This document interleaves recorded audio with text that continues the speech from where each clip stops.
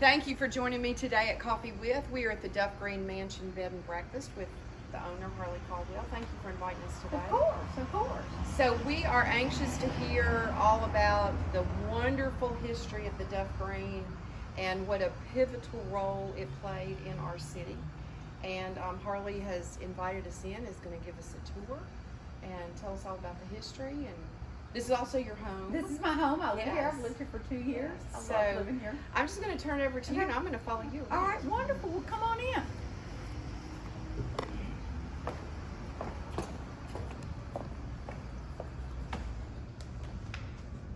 I'm going to give you my tour as I give it to guests who spend the night here.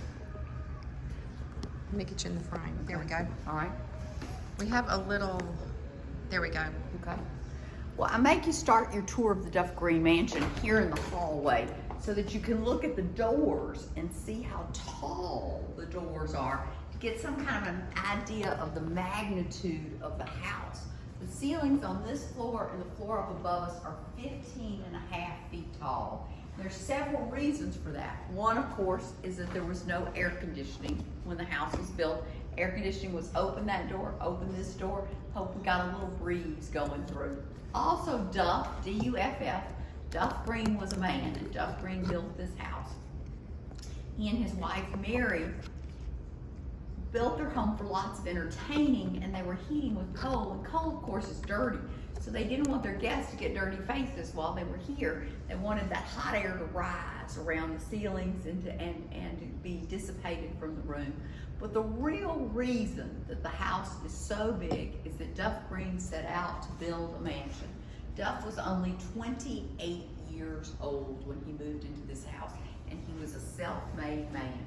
His brother was already brokering cotton in New Orleans when Duff came down from Virginia as a riverboat pilot. And his brother said, go to Vicksburg and broker cotton because the railroad had just come to Vicksburg. So Duff could not only move cotton north and south on the river, he could move it east and west on the railroad.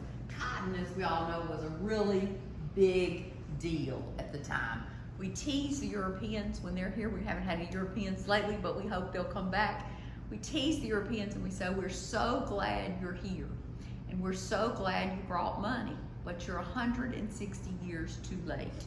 There were 3 million textile jobs in Europe at the time of the Civil War. And we, the Confederacy, thought that cotton was so important to the European economy that they would not let us fail. Of course, that didn't work out exactly. Duff was a young man. He was doing very well as a cotton broker.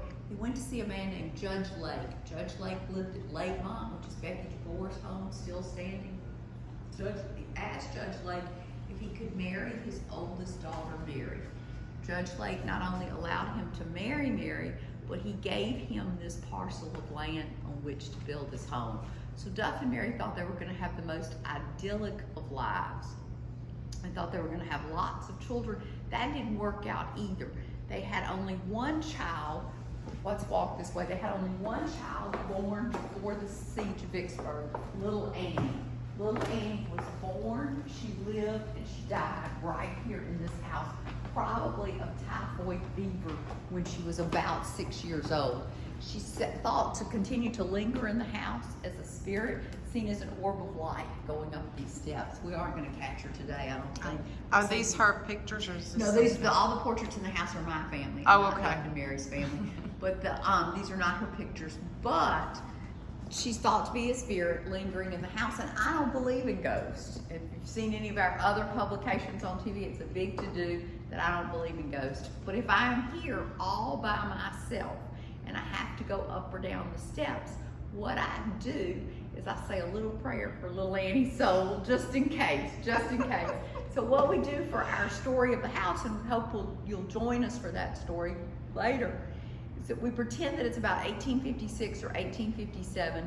Duff and Mary are living in the house, and they have invited us to dinner, and that dinner party would start in the gentleman's parlor. So this was about roughly 10 years before the end of the Civil War.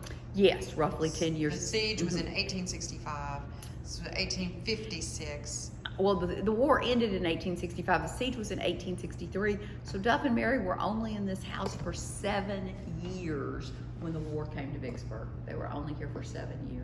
And they built the home. They and built had the lived home in it. and lived in it for those 7 years. But life wasn't as nearly as idyllic as they thought it would be. First of all, they lost their child, and then a war came. So are we gonna go out on the back veranda and look outside? Are we doing that in another episode, or what do you wanna do? Let's just go look at that right Okay. now. Okay. So you host all kind of events here. I know for sure wedding reception. Wedding reception. Mine Your was wedding here. reception was here. Your wedding reception was here. And that day we did things mostly inside, as I remember. Yes. We have this courtyard. We have a beautiful swimming pool. The day before yesterday, the pool was used all day long. There were people in the pool at 9 o'clock in the morning. There were people in the pool at 9 o'clock in the evening. So you have a lot of events out here. Just We did a rehearsal dinner just the other day. It was beautiful. it's remarkably, for as hot as it is right now, it is remarkably cool out here. Well, we're in the shade. There's Yeah. so much shade. And then, of course, this is Christ Church next Yes. door to us, which is the oldest continuously used public building in the state of Mississippi. Wow. And then you're looking at a set of stairs going up and going down. That set of stairs is, well, this set of stairs going upstairs is very interesting. Off of the Duff Green Suite, there's a room, the room that was Duff and Mary's room in the home. It's now a bed and breakfast room. There's a bathroom that was an ante-room. It was a bathroom, although there was no running water. It was a bathroom. And that's what they used as the morgue during the Civil War, so that the undertaker could go up and down these steps and bring the dead out without having to bring them in front of the wounded, which to me just seems like the most Christian thing in the whole world. The people were starving. The doctors, the undertakers, the nurses, they were starving, and they still cared about people's emotions. So those look really steep. Yeah, we try to keep people off of those. Yeah, and then going down, We have you 5 go, bed it and goes breakfast rooms out down to the there. patio Out to area. the patio area, and then off to 5 bed and breakfast rooms off of the central hall downstairs. And we'll show some of that in a future Another episode. future episode. Okay. Okay. So we're going to wrap this up, and we hope y'all will join us again at Duff Green as we look at some other parts of the house. Thank you, Harley. Thank you. Thanks for being here, y'all.